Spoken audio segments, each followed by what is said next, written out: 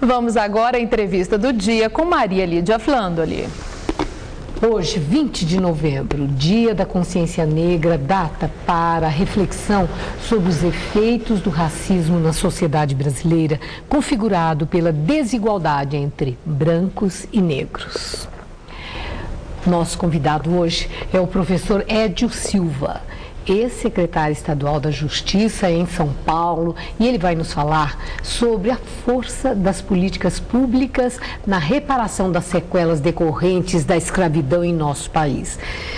Doutor Édio, muito obrigada por estar conosco. Agradeço muito esse dia que realmente a gente pensa nessa questão da desigualdade entre brancos e negros no Brasil, uma situação que subsiste, não obstante várias leis, várias conquistas para a redução dessa desigualdade. O que é que explica a resistência? Nós temos 5 séculos de história, não é? O Brasil tem 5 séculos de história. 4 dos quais vividos sob o escravismo. Então, digamos que de cada 5 dias, só o último dia nós não tivemos escravismo. Isso explica a forma pela qual a estrutura da nossa sociedade funciona, não é?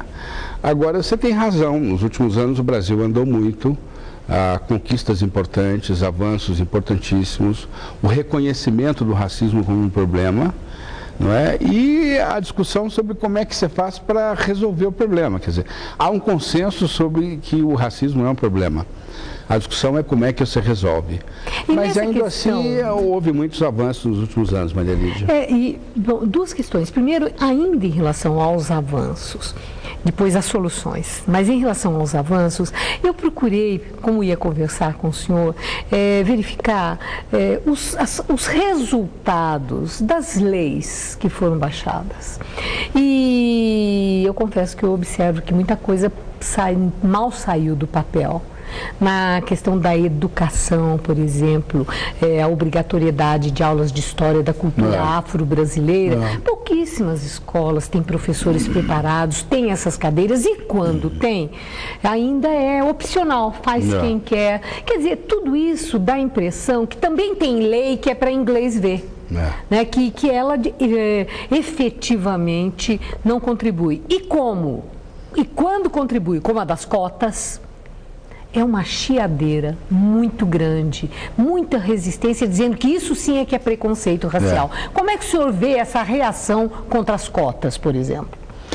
Veja, nós temos, esse ano, 2012, nós estamos completando 12 anos de experiência prática de implantação de cotas no acesso ao ensino superior. Todos os dados, todas as pesquisas revelam que os alunos que ingressam pelo sistema de ações afirmativas têm exatamente o mesmo desempenho daqueles que ingressam pelo sistema universal. Quer dizer, todos os argumentos que eram utilizados contra as políticas de ação afirmativa, que iria cair o nível das universidades, que os alunos não estariam preparados. Não acompanhariam, né? Não Esse parecia ser o grande argumento. Não acompanhariam, quer dizer, são despreparados, não vão dar conta. A experiência, a história revelou que esses argumentos não tinham consistência, mas ainda assim tem gente contra. Eu sempre digo, Maria Lídia... reitores de universidades. Eu te diria... Ainda contra. Até eu te diria que hoje o número de pessoas que resiste é pequeno.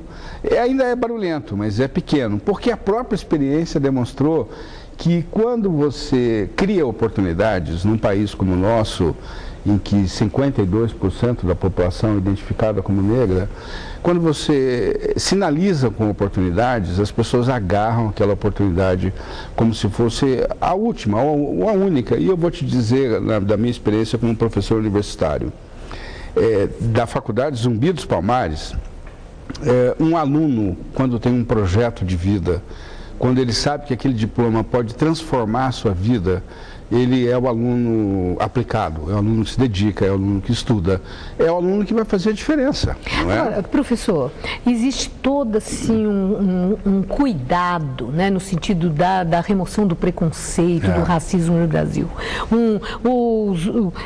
A sociedade já está mais organizada, são muitas as ONGs preocupadas com isso, e há inclusive aquela orientação no sentido de cuidado com a linguagem. Isso. Não fala negro, fale africano. afrodescendente, que é o politicamente correto, por exemplo. Mas eu já vi muita gente reagindo contra isso. Não diga a situação ficou preta, né? Nuvens negras pairam no céu quando querem para dizer que a situação está difícil, que algo de muito ruim vai acontecer. Então há quem entenda que esses são comportamentos racistas, que esse é um discurso racista.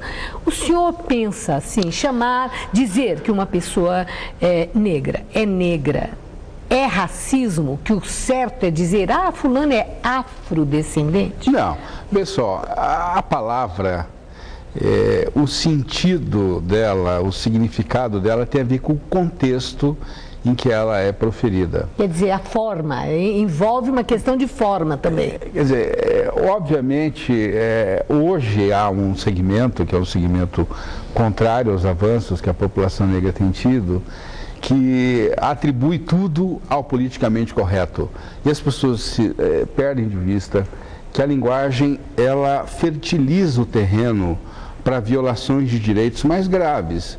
Nós precisamos lembrar que no nazismo, a propaganda do nazismo associava judeus a ratos.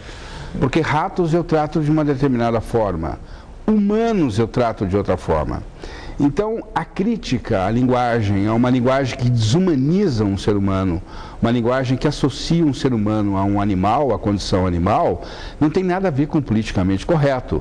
Isso é o direito que as pessoas têm de serem respeitadas na sua dignidade, na sua condição, que é aquela condição que nos une a todos, que é a condição humana.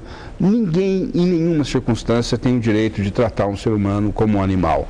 E a linguagem tem esta força. Se eu digo que o outro animal, pronto, eu preparo o terreno para, num momento seguinte, para violências maiores além da linguagem. Para encerrar a nossa entrevista, eu vi os números da Fundação SEAD-DIESE mostrando que existe uma diferença de 40% ainda no pagamento do salário hora para trabalhadores em diferentes regiões metropolitanas do Brasil. Isso chamou minha atenção. Eu falei, não é possível. 2012 ainda é tudo isso, exatamente porque essa população negra pega o serviço menos qualificado e pior remunerado. E os brancos pegam os trabalhos melhores, ganham mais. No entender do senhor, como assim, foco, objetivo de saída para a redução dessa diferença que é tão vergonhosa? Nós tivemos nos últimos anos avanços extraordinários no acesso à educação superior. Tivemos também, os dados do último Enem revelam que um número muito grande de jovens negros hoje se sentem estimulados a concluir o segundo grau, o ensino médio, que era o gargalo, porque vem um horizonte de acesso às universidades. Agora, precisamos atacar a questão do mercado de trabalho. Quer dizer, hoje se fala muito de uma classe média negra. Quem é esse segmento? Esse segmento é um estoque que nas últimas décadas estava na miserabilidade, não tinha nenhuma condição de inserção social, que nos últimos anos foi se inserindo. Ninguém morre de amores, Maria Lídia, ninguém morre de amores por cota racial. Ninguém morre de amores por leis penais contra o racismo. Ninguém, mesmo nós que defendemos essas proposições e que somos responsáveis pela adoção delas hoje na sociedade. Agora, o racismo é uma doença social tão grave que você não cura essa doença com remédios edulcorados, doces, com gotas doces. O remédio é amargo. A cota é um remédio amargo. Eu entendo que com a decisão do Supremo Tribunal Federal, por unanimidade, que entendeu que as cotas, ou que as ações afirmativas são legítimas e constitucionais, nós precisamos agora aplicá-las a outras áreas, inclusive o mercado de trabalho. E o país avançou.